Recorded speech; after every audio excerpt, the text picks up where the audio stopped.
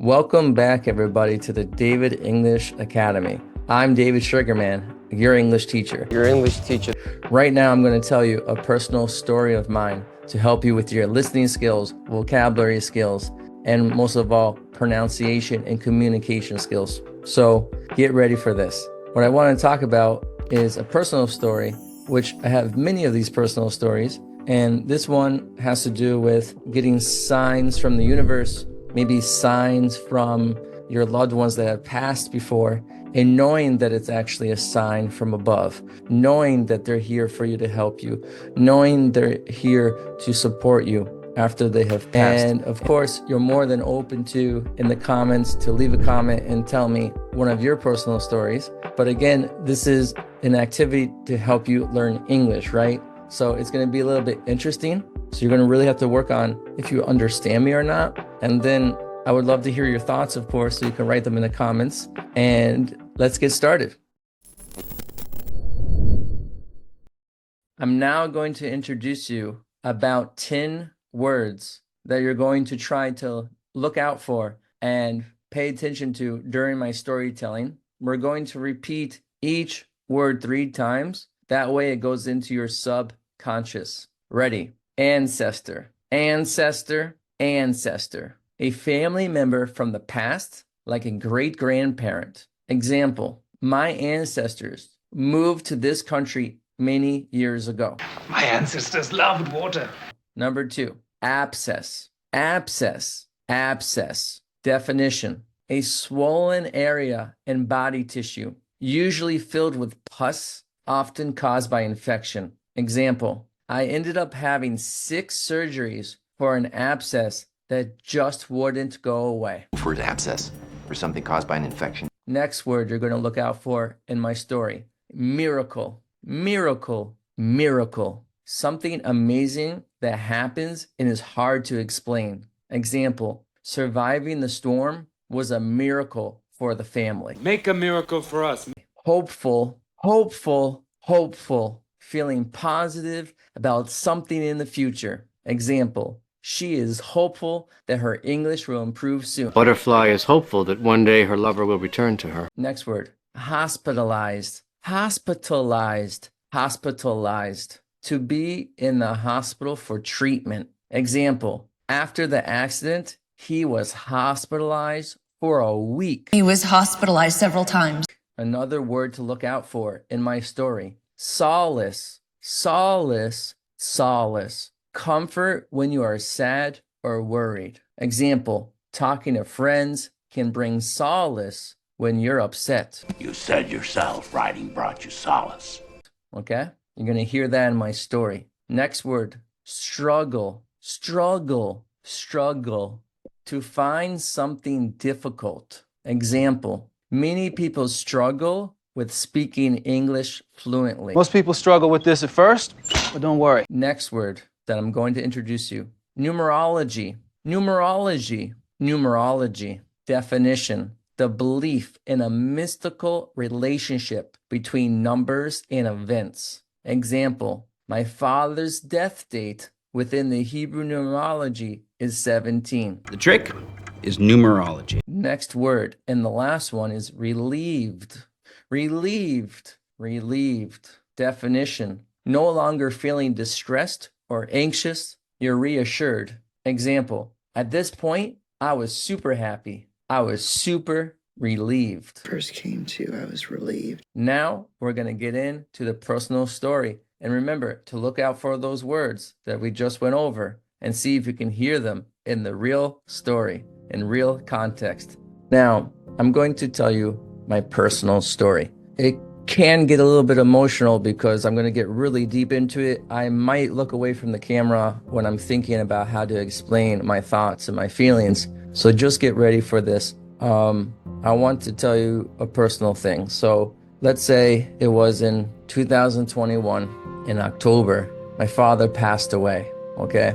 And as soon as he passed away, we had to bury him, of course. And the funeral took about 4 days in order for us to put his body into the ground.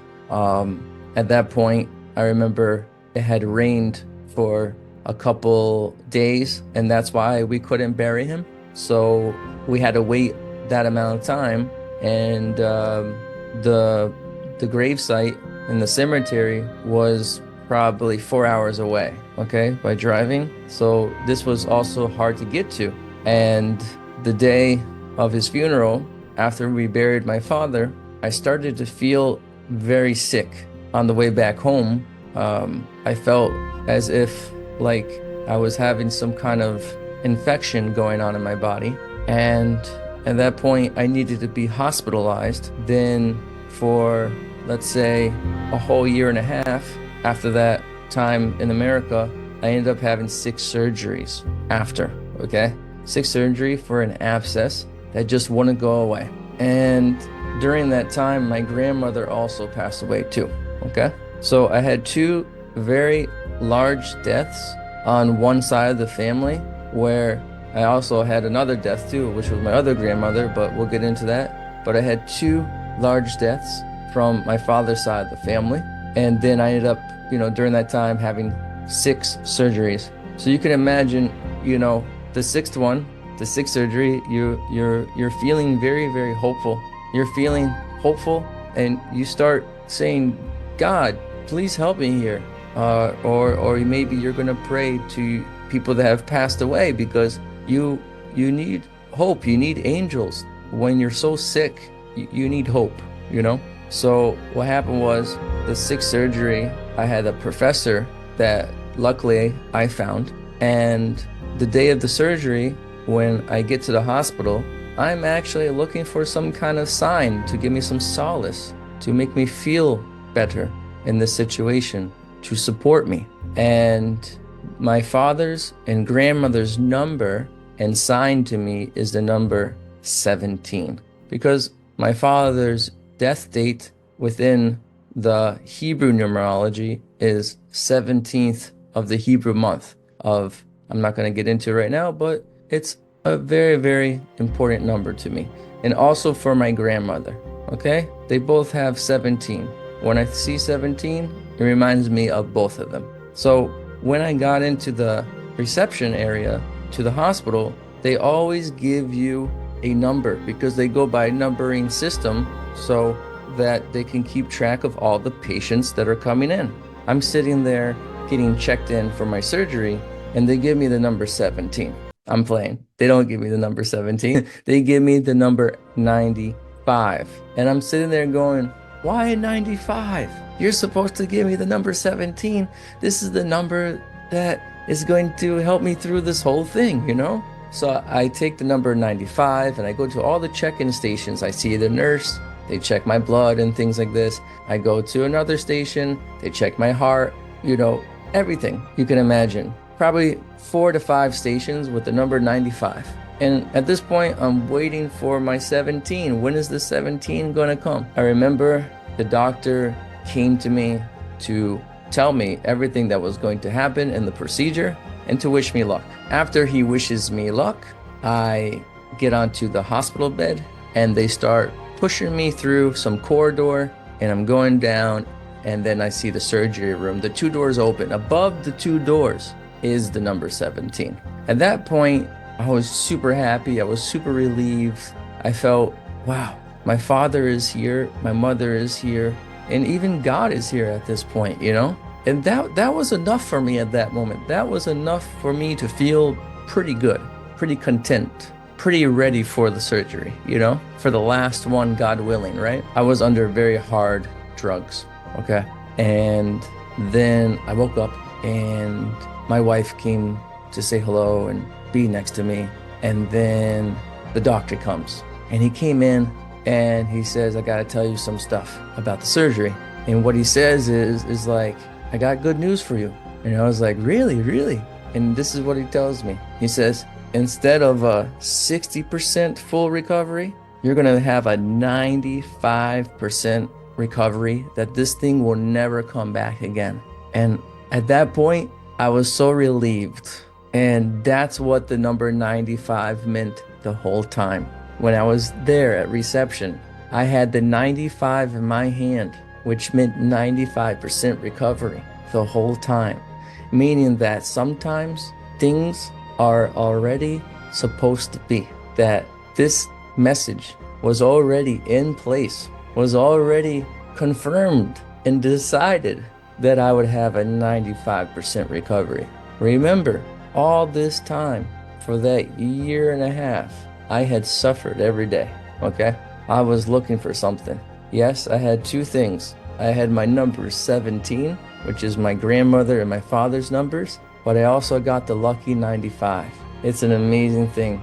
So people that are out there that are sick, that have lost a loved one, you can call on your ancestors, on your loved ones, and on God, and they will help you. They will. They're there. Just keep being hopeful and connect to your internal spirit and get to this instead of the physical, and many big miracles can happen from it. So that was my personal story. Now we're going to move into the listen and repeat method, and we're going to learn different expressions and words that you just heard here to recycle the words, to pronounce the words better, to get more confident with your English. Let's go. Amazing job if you have made it this far. And now we're going to be on the speaking activity for repeat after me method. We're going to listen to me and then repeat. And right now I chose to work on questions. So here we're going to learn how to ask questions correctly. I'm going to say the question and then you repeat after me, and I'll just wait a little bit until you repeat after me again. So let's get started and see how you do. Let's go. Question. What happened shortly after your father passed away? What happened shortly after your father passed away? Again, repeat after me. What happened shortly after your father passed away? Okay, next question. How did you feel on the way back home? How did you feel on the way back home? Repeat again after me. How did you feel on the way back home? Another question you can ask. What symptoms did you experience? What symptoms did you experience? One more time. What symptoms did you experience? Let's continue. How many surgeries did you have? Repeat after me. How many surgeries did you have? Again. How many surgeries did you have? Here's a bigger question in the past progressive. What were you hoping to find during your surgery?